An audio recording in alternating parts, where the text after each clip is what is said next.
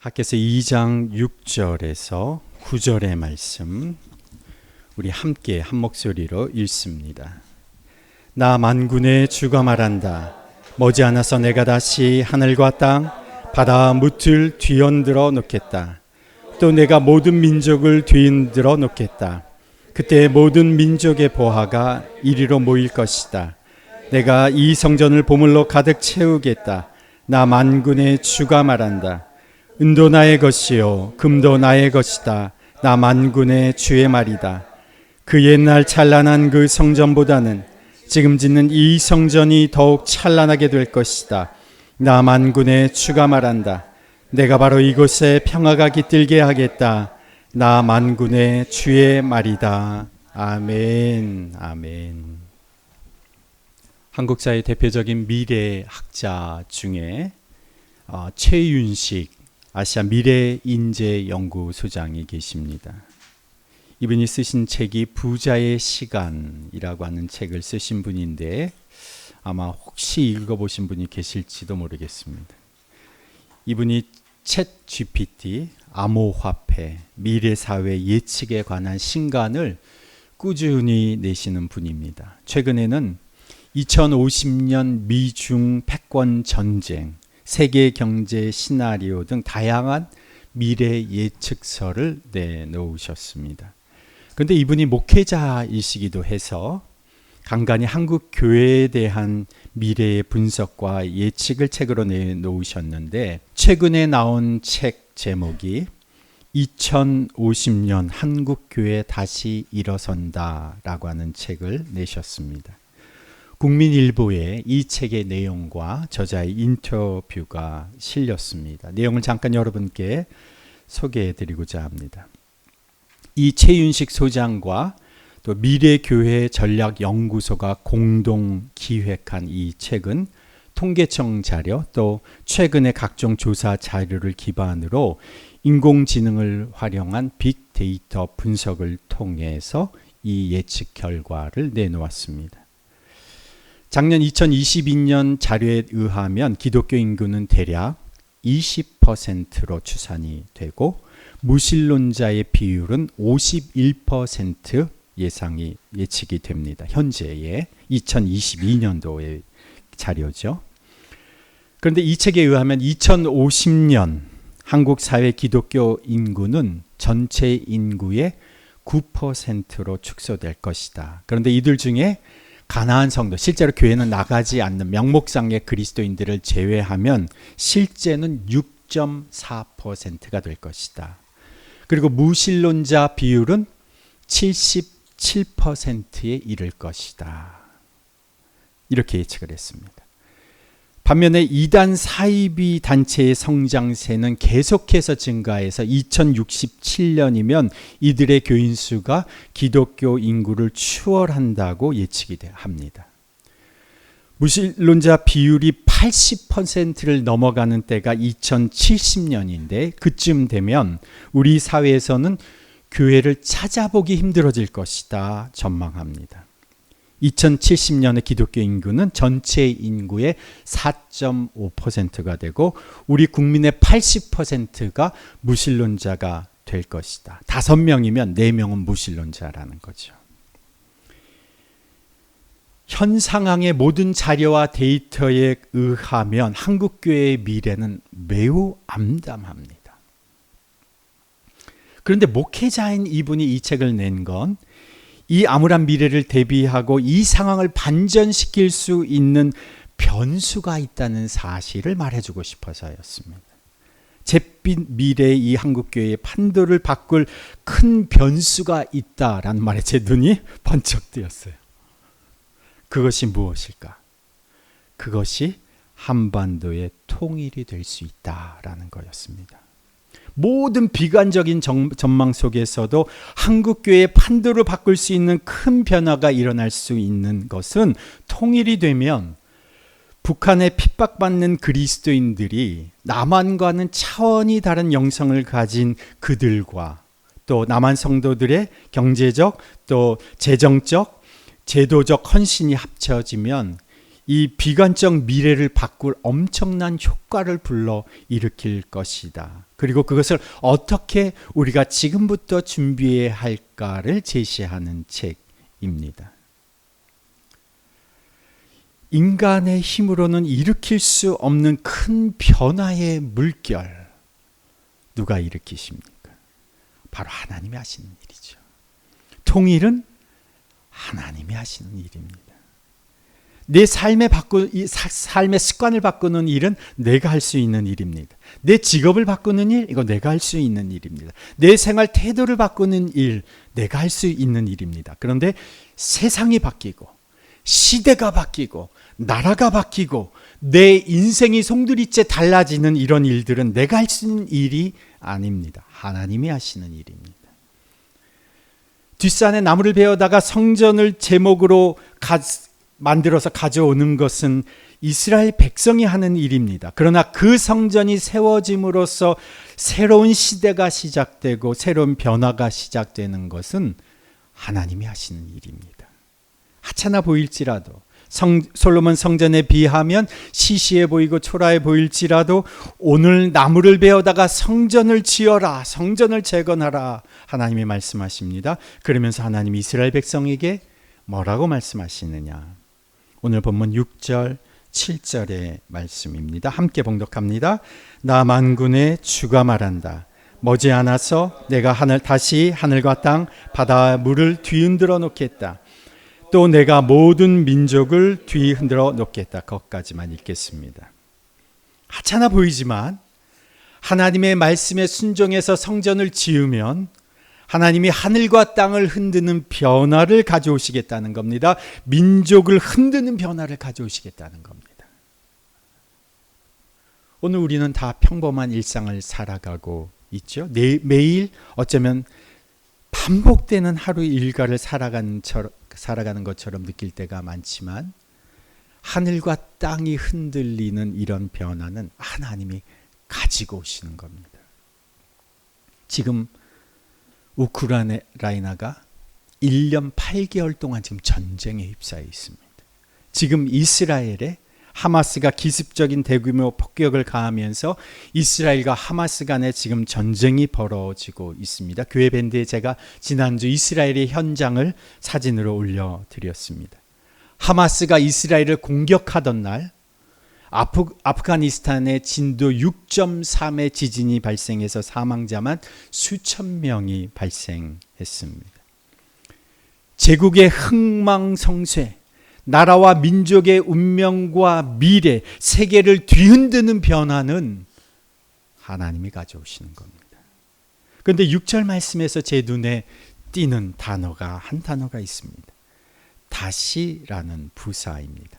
나 만군의 주가 말한다. 머지않아서 내가 다시 하늘과 땅, 바다와 뭇을 뒤흔들어 놓겠다. 다시라는 부사가 중간에 삽입되어 있어요. 이 구절은 예전에 하나님께서 하늘과 땅, 바다와 육지 모든 그 나라를 진동시키신 것처럼 머지않아서 다시 한번 그렇게 하실 것이다 라는 뜻입니다. 그러면 이스라엘 백성은 이 말씀을 듣고 생각할 것입니다. 미래의 하늘과 땅을 뒤흔드시는 그 일은 쉽게 예측할 수 없지만 하나님이 이전에 어떻게 땅과 하늘을 흔드셨는지를 생각해 볼 수는 있습니다. 언제 하나님이 하늘과 땅, 바다와 뭇을 뒤흔들어 놓으셨습니까? 애굽에서 홍해가 갈라져 이스라엘 백성이 마른 홍해 바닥을 건너 나왔고, 그리고 애굽의 군사들이 바다에 들어왔을 때 그때 하나님께서 바다를 진동시키셨습니다. 바다가 진동되어 바닷물이 섰고 애굽의 군사들이 들어왔을 때 그 물이 다시 메꿔졌습니다. 죄악으로 가득했던 소돔과 고모라를 유황불로 태우셨을 때 하늘에서 불이 내려왔습니다. 하늘이 진동했습니다. 모세에게 반역했던 고라와 그 자손을 삼켰을 때 땅이 진동하고 땅이 갈라져 땅이 입을 벌려 그들을 삼켜 버렸습니다. 노아 홍수 때에 하늘과 땅에서 물이 터지고 바다와 육지가 온통 뒤흔들려 버렸습니다. 그리고 시내산에서 하나님께서 모세에게 말씀하셨을 때 출애굽기 19장에 보면 하나님의 음성이 그들 가운데 임하셨을 때에 말씀하셨을 때 땅이 진동을 했습니다. 이런 것들은 이스라엘 백성들이 성경을 통해서 들은 바입니다. 그리고 그들이 직접 경험한 것이 있습니다. 바벨론 군대에 의해서 예루살렘 도시 성벽이 다 무너져 버렸고 성전은 방해당하고 그들의 민족 백성은 세계로 뿔뿔이 흩어졌습니다. 영원히 있을 줄 알았던 이스라엘의 세계가 순식간에 사라져 버렸습니다. 그들을 무력으로 침공했고 그들을 포로로 잡아간 바벨론의 느부갓네살 왕이 영원할 줄만 알았는데 그 나라가 페르시아의 고레스 왕에게 제대로 전투 한번 해보지 못하고 몰락해버리고 멸망당해버렸습니다. 그들은 자신의 시대의 이 상황들을 목격했던 것입니다. 그들은 하나님께서 나라와 민족, 국가와 백성, 이 땅과 하늘을 어떻게 흔들어 놓으셨는지를 똑똑히 보았습니다. 그리고 그들이 절망 가운데 있었을 때에 패권 국가였던 그 당시에 페르시아 국가의 고레스 왕을 통해서 70년 만에 그들을 다시 일으켜 고향 땅으로 돌아오게 하신 분도 하나님이셨음을 그들은 알고 있었습니다.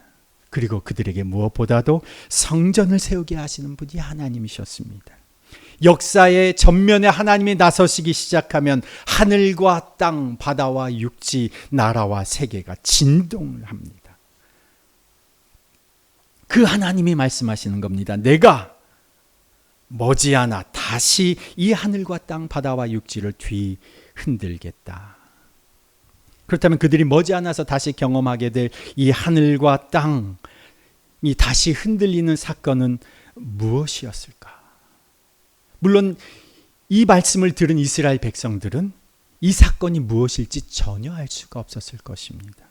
당장 내일 일도 모르는 인생이 앞으로 펼쳐질 하나님이 세계를 흔드시는 그 일들이 무엇일 것인가 예측하기란 불가능했을 것이죠. 그러나 우리는 알 수가 있습니다. 우리는 그 시점에서부터 지금 2500년이 지난 이 시점에서 이스라엘 백성들에게 말씀하셨던 하나님의 말씀이 어떻게 이루어져 있는지를 우리는 성경을 통하여 대략적으로 살펴볼 수가 있습니다.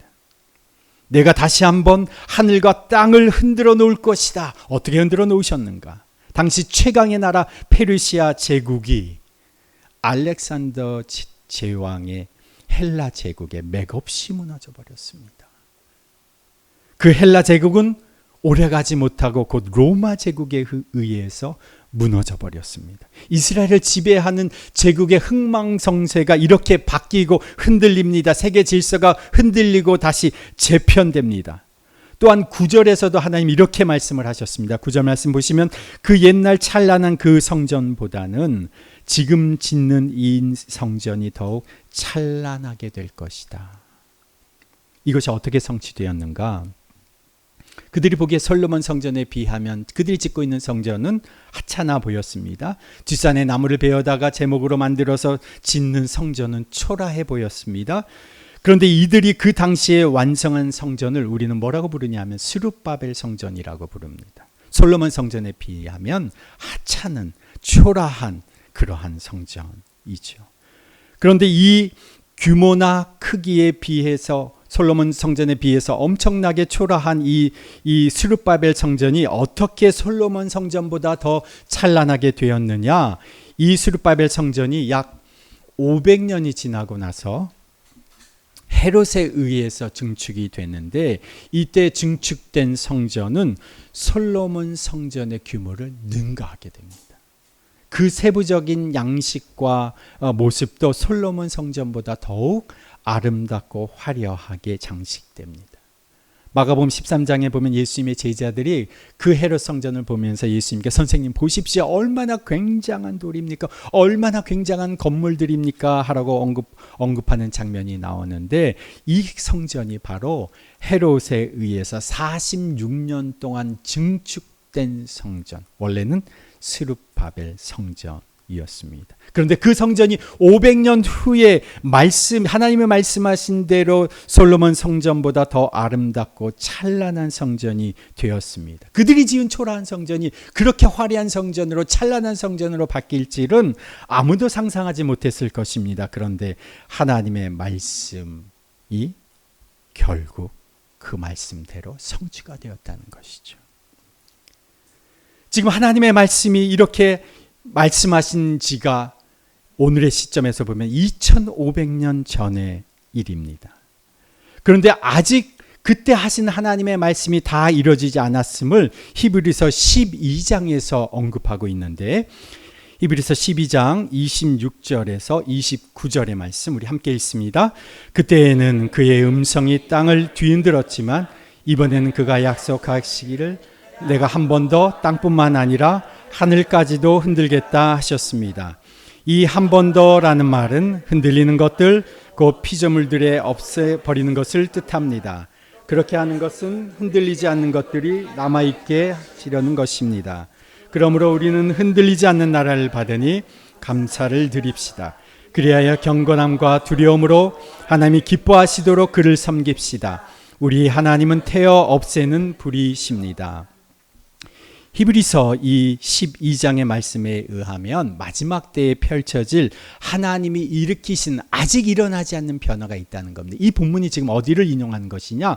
이 학개서 2장의 말씀을 그대로 인용한 겁니다. 아직 이루어지지 않은 일이다. 물론 2500년 동안 여러 가지 하나님께서 성취하신 일이 있지만 아직 완성되지 않은 일이 있다는 것이죠.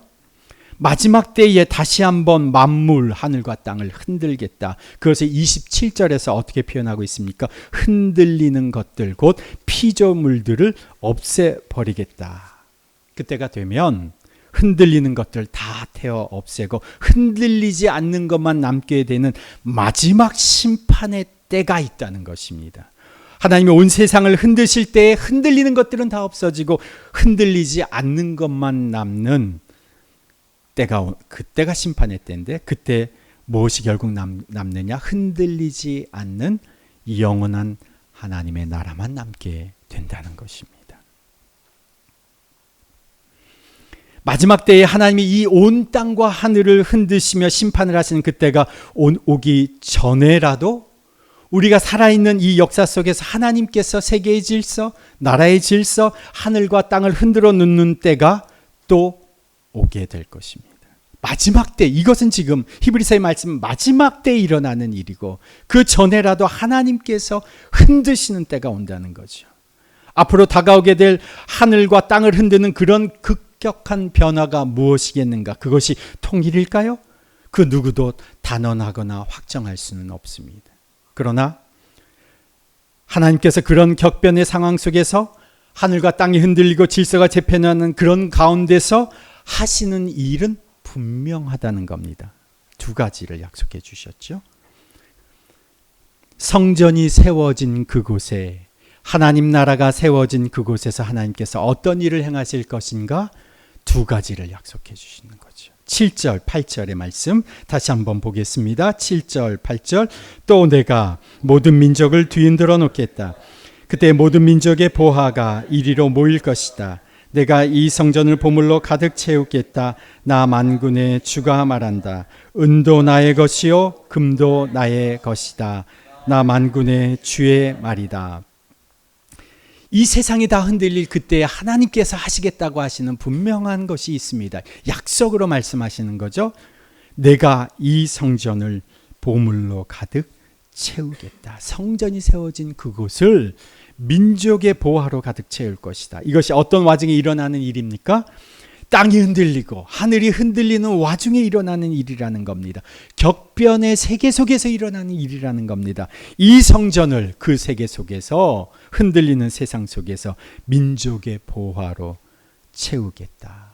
그런데 이 민족들이 가져오는 이 보화가 원래 누구의 것이냐? 하나님의 것이라는 거죠. 은도 나의 것이요 금도 나의 것이다.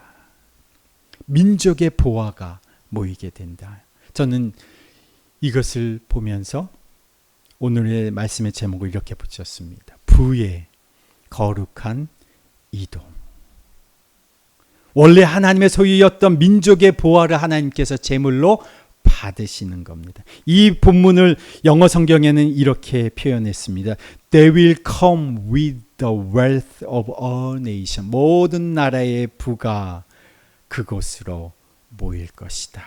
그래서 제가 이것을 보면서 부의 거룩한 이동이라고 제목을 붙였습니다. 그리고 제가 검색을 해보니까 이런 제목의 책이 있더라고요. 그래서 제가 그 책을 읽어보았어요. 이 본문하고는 상관이 없는 책이지만 하나님께서 마지막 때에 하나님의 재물을 하나님의 필요한 곳에 모으신다고 하는 맥락에서는 같은 내용이더라고요. 여러분 잠언서 13장 22절의 말씀을 아실 겁니다. 선한 사람의 유산은 자손 대대로 이어지지만 죄인의 재산은 의인에게 주려고 쌓은 것이다. 죄인들이 재산을 엄청 열심히 모아놓습니다. 그것을 누구를 위하여 쌓는 것이다? 의인에게 주려고 쌓는 것이다. 이사야서 45장 3절에 내게 흑암 중에 보아 은밀한 곳에 숨은 재물을 주어 너의 이름을 부르는 자가 나 여호와 이스라엘의 하나님인 줄을 내가 알게 하리라. 묻혀있는 보화, 은밀한 보화를 하나님께서 모아주신다는 거죠. 누구에게? 여호와를 경외하는 자에게.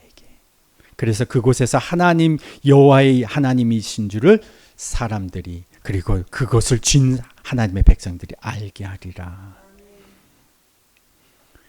제가 그 본문을 세번역 성경을 한번 읽어드릴게요. 이사야서 45장 3절 한번 띄워줘 보세요. 45장 3절 함께 한번 읽어볼까요? 세번역 성경으로 두 번째 겁니다. 안 보이는 곳에 간직된 보화와 감추어둔 보물을 너에게 주겠다. 그때 너는 내가 주인 줄을 알게 될 것이고 이스라엘 하나님이 너를 지명하여 불렀다는 것을 알게 될 것이다. 숨겨진 보화와 보물을 누구에게? 지명하여 하나님께서 지명한 자에게 주시겠다는 거죠. 부의 거룩한 이동이 오늘 본문에서 보면 왜 일어나는 것일까요? 9절 말씀을 보십시오. 그 옛날 찬란한 그 성전보다는 지금 짓는 이 성전이 더욱 찬란하게 될 것이다. 왜 부의 거룩한 이동이 일어나느냐? 영원한 가치를 지닌 하나님의 성전이 세상 속에서 더욱 가치 있고 찬란하게 하시려고 부의 거룩한 이동이 일어나는 것이라는 겁니다. 이곳에 하나님이 함께 계시다는 사실이 증명되고 하나님의 영광을 드러내시려고 세상의 보화를 그곳에 모이게 하시는 겁니다. 그러니까 세상의 부가 세상의 보물이 어디로 이동하느냐? 거룩한 곳으로, 영원한 곳으로, 하나님이 통치하시고 다스리시는 곳으로 제물로 드려지는 것입니다. 그곳이 어디입니까? 주님의 백성이 주님의 말씀의 명령에 따라 초라해 보이는 것일지라도 그곳에서 순종하여 그곳에 성전을 세워갈 때에 그곳에 보물이 모이게 되는 겁니다. 하나님이 세우시는 가정, 하나님이 세우시는 교회, 하나님이 세우시는 기업에는 부의 거룩한 이동이 발생해서 그곳에 보화가 모이게 되는 겁니다. 제가 요즘 파주 하늘을 보면 장관일 때가 많습니다.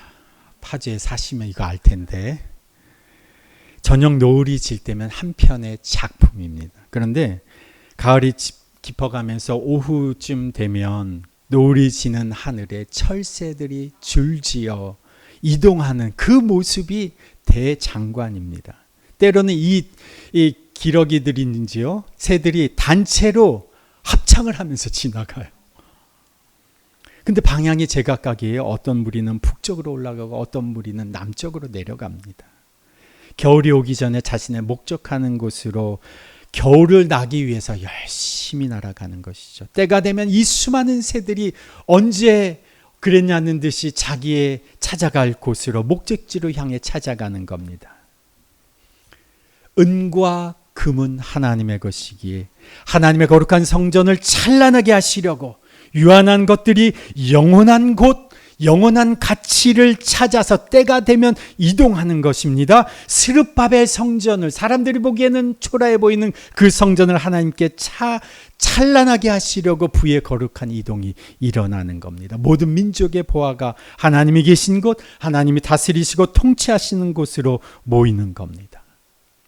신약 시대를 살아가고 있는 오늘 우리들의 경우에도 마지막 때 대격변이 일어나는 이 시기에 하나님 나라를 대표하는 거룩한 교회 공동체를 하나님께서 찬란하게 하시려고, 하나님 나라와 복음을 위해서 살아가는 가정과 기업을 찬란하게 하시려고 부의 거룩한 이동이 시작되는 겁니다.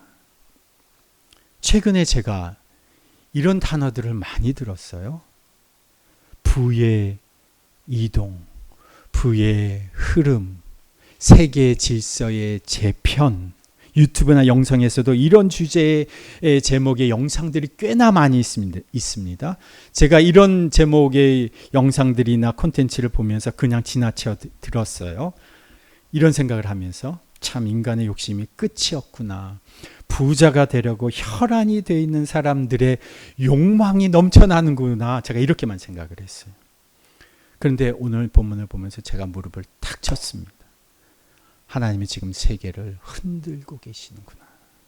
그것은 무엇을 의미합니까? 실제로 지금 부가 움직이고 있다는 거예요. 재물이 움직이고 있다는 거예요. 하나님을 믿지 않는 사람들도 지금 부가 엄청나게 움직이고 이동하고 있다는 것을 실감하고 있다는 겁니다. 이때가 격변의 때라는 겁니다. 그런데 세상 사람들은 무엇에 관심을 가집니까? 어떻게 부자가 될 것인가? 어떻게 그 부를 내가 쟁취할 것인가? 어떻게 부를 나의 것으로 만들 것인가? 그런데 우리는 관점이 다릅니다. 우린 차원이 다릅니다. 하늘과 땅을 흔드는 변화는 하나님이 만드시는 겁니다. 그것이 통일일 수도 있습니다. 나라와 민족의 지각 변동일 수도 있습니다. 큰 경제적 변동이나 지리적 기후적인 변화일 수도 있습니다. 그런데 우리는 그 격변의 시대 속에서 어떻게 오늘 내게 말씀하시는 대로 순종할 것인가?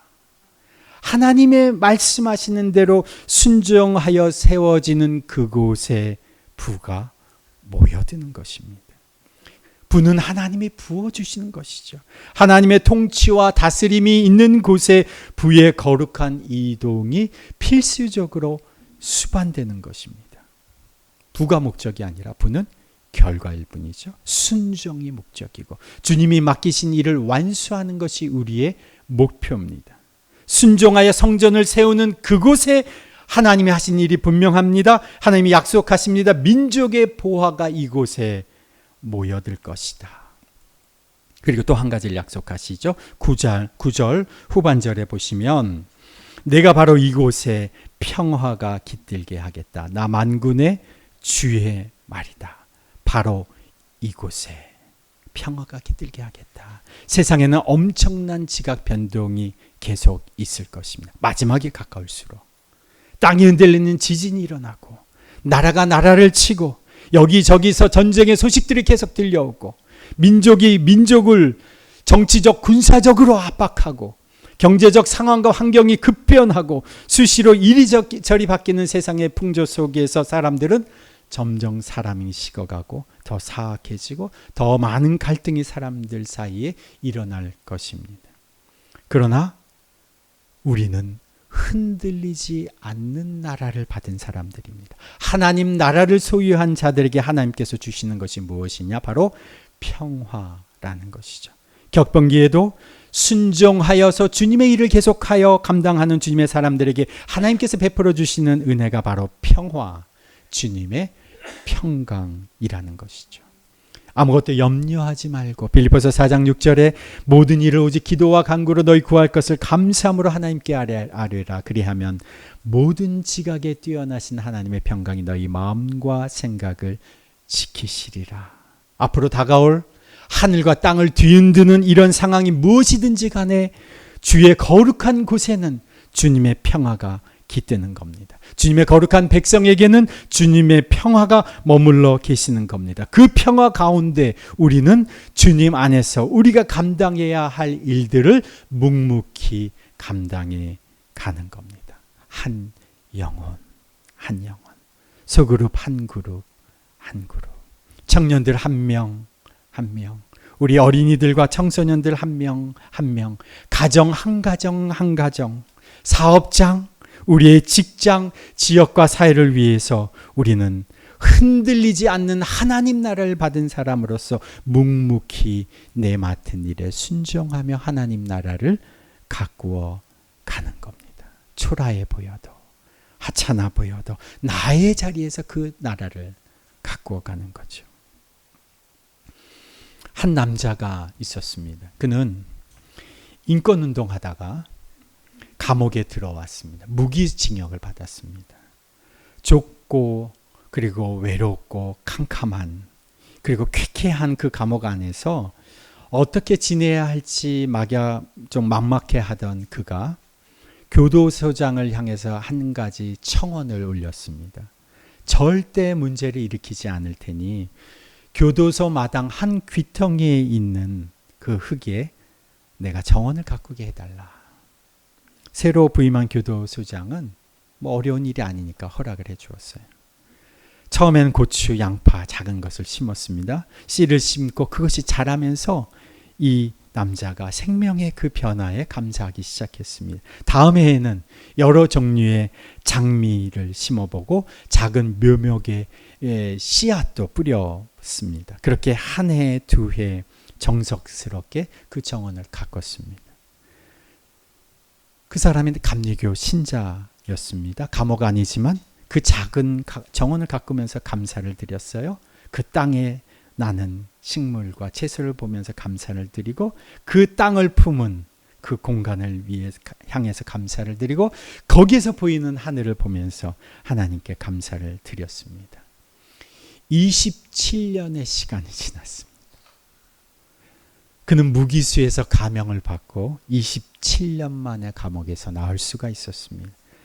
감옥에서 인생을 허비하는 긴 시간을 보냈지만 그는 그곳에서 감옥 안에 정원을 가꾸면서 그 정원을 가꾼 것이 아니라 희망이 없는 현실 속에서 자기 자신을 아름다운 정원으로 가꾸었던 것이죠. 그가 남아프리카의 보물이라고 불리는 남아프리카 최초의 흑인 대통령 넬슨 만델라였습니다. 그가 1993년 노벨 평화상을 수상했습니다. 제가 목회를 하면서 느끼는 것이 목회가 마치 정원을 가꾸는 것과 참 비슷하다는 생각을 하게 됩니다. 아무 생각 없이 방치하면 금세 정원에 잡초가 올라옵니다. 수시로 잡초를 뽑아주고 물도 마르지 않게 공급해주고 햇빛도 충분히 보게 해주고 나쁜 벌레나 진드기는 잡아주고 그러다가 보면 어느 날 뜻하지 않게 새싹이 올라오고 새잎이 자라나고 그리고 뜻하지 않게 열매를 보게 될 때가 있습니다. 사방으로 죄악과 더러움이 만연한 세상 우리 한 귀퉁이에 사람들이 잘 들여다보지 않는 그 땅에 우리는 텃밭을 가꾸는 인생과 같습니다. 우리에게 맡겨진 그 작은 구석에 그 땅에 형편없는 땅에 우리는 실망하지 않고 하나님 나라의 정원지기로 그 땅을 가꾸는 겁니다. 바울도 로마의 감옥에서 자신이 할 수 있는 귀퉁이의 한 곳을 정원을 가꿨습니다. 아시아와 유럽에 흩어져 있는 믿음의 정원, 교회 공동체의 텃밭을 가꾼 겁니다. 갈 수가 없으니까 인편으로 편지로 비료를 주고 걸음을 주고 말씀으로 가꾸고 기도로 물을 주고 사랑으로 햇빛을 주는 겁니다. 우리는 우리에게 주어진 작은 땅에서 물을 주고 걸음을 주지만 우리는 더빛교회라고 하는 이 소박한 공동체에서 한 주 한 주 정원을 가꾸어 가지만 우리는 주께서 세워가시는 거대한 정원, 하나님 나라의 프로젝트에 참여한 사람들입니다. 그래서 이 하나님의 나라 프로젝트에 참여하는 사람들에게는 공통적으로 하나님이 약속해 주시고 공급해 주시는 것이 있습니다. 그것이 격변의 시대에 하나님의 통치가 임하는 그곳에 부의 거룩한 이동이 있을 것이다.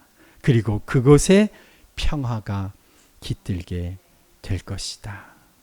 우리가 가꾸는 정원을 통해서 주의 보물이 가득하게 되는 것을 보게 될 것입니다. 하나님의 평화가 가득 이곳에 깃들여 있는 것을 우리가 알게 될 것입니다. 오늘 여러분이 할 수 있는 작은 정원을 가꾸어 보십시다. 어쩌면 여러분들이 작은 정원을 가꾸다가 척박한 땅에 아무것도 나지 않는 모습을 보면서 때로는 실망할 때도 있습니다. 내가 씨를 잘못 뿌렸나?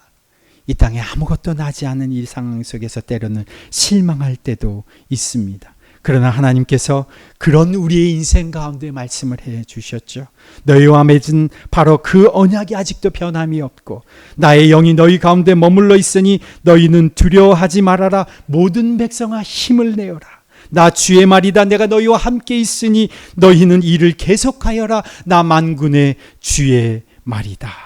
오늘 여러분이 할 수 있는 작은 정원을 다시 갖고 보기 시작하십시다. 순종의 일을 멈추지 말고 계속해 보십시오.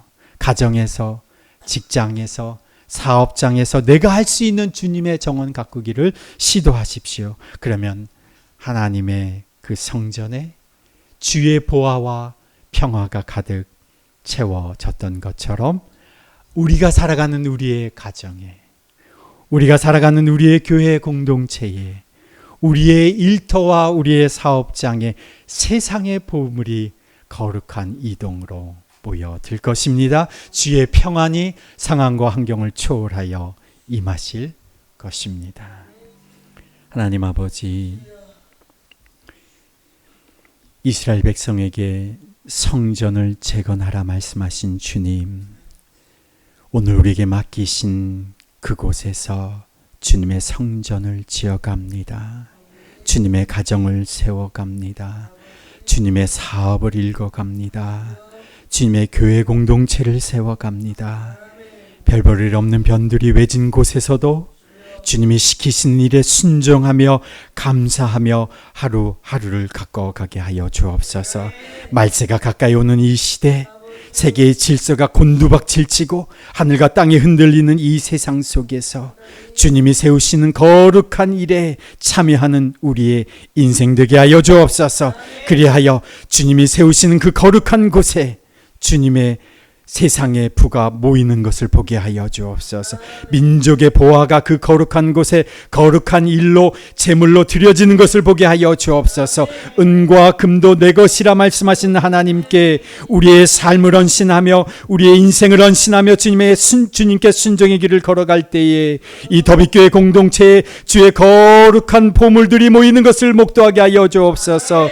보화와 같은 영혼들이 모이는 것을 보게 하여 주옵소서. 주님, 오늘 눈물을 흘리며 순종의 씨앗, 헌신의 씨앗을 심는 가정마다, 사업장마다 주여 민족의 보물이 그곳에 모여드는 것을 보게 하여 주옵소서. 주께 봉사하며 선교하는 주의 일에 목적을 두는 거룩한 인생, 가정, 사업장에 주의 보화가 찾아들게 하여 주옵소서. 그리하여 이 땅에서 주께 구별하여 주의 백성으로 살아가는 주님의 백성들, 주의 공동체를 주님 이 땅 가운데서 찬란하게 높여 주옵소서. 또한 어떤 흔들림과 상황 속에서도 주의 평화로 함께 하시겠다고 약속해 주셨으니 주님, 주의 평화 가운데 날마다 거하는 주의 백성 되게 하여 주옵소서. 주님, 철저하게 주님의 인도하심 속에 순종하며 살기를 결단하는 주님의 백성들마다 주님의 약속하신 보화와 평화를 누리게 하여 주옵소서. 이제는 우리 구주 예수 그리스도의 그 지극하신 은혜와 하나님 아버지의 그 무한하신 사랑과 성령님의 교통하심과 역사하심이 흔들리지 않은 나라를 유업으로 받은 백성으로서 주께서 주신 작은 일에 순종함으로 주의 보물과 평안을 누리는 그런 인생이 되기를 소원하며 이제 세상으로 나가는 주님의 백성들 위해, 그 가정과 자녀들 위해, 일터와 사업장 위에, 그리고 주의 몸된 교회 공동체 위에 이제로부터 영원토록 함께 하시기를 간절히 축원하옵나이다. 아멘.